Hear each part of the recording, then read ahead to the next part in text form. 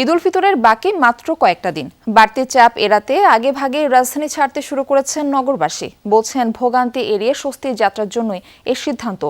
এদিকে রাজধানীর গাবতলী বাস টার্মিনালে ভিন্ন চিত্র। রমজান মাস হয়ে গেলেও যাত্রীদের তেমন চাপ লক্ষ্য করা যাচ্ছে না। True 700 ppm আকিশ বসির গ্লাস কেনার আগে দেখে নিলেই জিতবেন। এক সপ্তাহ বাকি নেই ঈদের। পরিবার প্রিয়জনদের সাথে উৎসবের আনন্দ ভাগাভাগি করতে আগেভাগেই রাজধানী ছাড়তে শুরু করেছে নগরবাসী।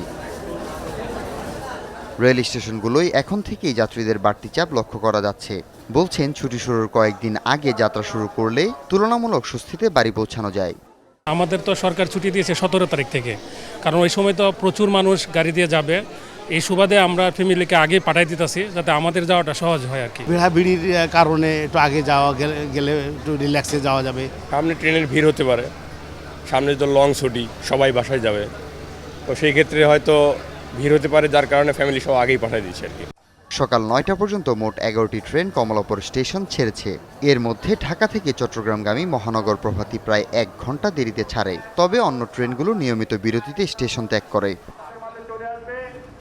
তবে ভিন্ন চিত্র ছিল রাজধানীর গাবতলী বাস টার্মিনালে। ঈদ ঘনিয়ে এলেও তেমন যাত্রী চাপ লক্ষ্য করা যায়নি। পরিবহন সংশ্লিষ্টরা বলছেন ছুটি পুরোপুরি শুরু না হয় এবং অনেকেই কর্মস্থলে ব্যস্ত থাকায় ফাঁকা গাবতলী বাস স্টেশন। কোনো চাপই নেই, আমাদের 4-5টা গাড়ি এখানে এসে রয়েছে, কোনো চাপ নেই। সকালকার গাড়ি এখনো ছাড়তে পারি নাই। যাত্রী কোনো চাপই নেই। আমার একটা গাড়ি ছিল 9:45, আমি গাড়িটা ছাড়লাম 10:30, মাত্র 20 জন যাত্রী দিয়ে। আগে তো দেখতাম ঈদের 1 সপ্তাহ 8-10 দিন আগে থেকে ভালো চাপ থাকতো, এবার মনে একটু কমই দেখা যাচ্ছে এরকম। আবার গাড়িও ট্রিপও কম, পরিবহনে তেলের সংকটের কারণে সবাই সাহস করে অগ্রিম টিকিট অতিরিক্ত গাড়ি লাগায় বিক্রি করতে পারতেছে না। 17 তারিখ থেকে সরকারি ছুটি শুরু হলেই ট্রেনের পাশাপাশি বাস টার্মিনালগুলোতেও বাড়বে যাত্রীদের চাপ। হাসিবুল করিম বিজয়, যমুনা নিউজ, ঢাকা।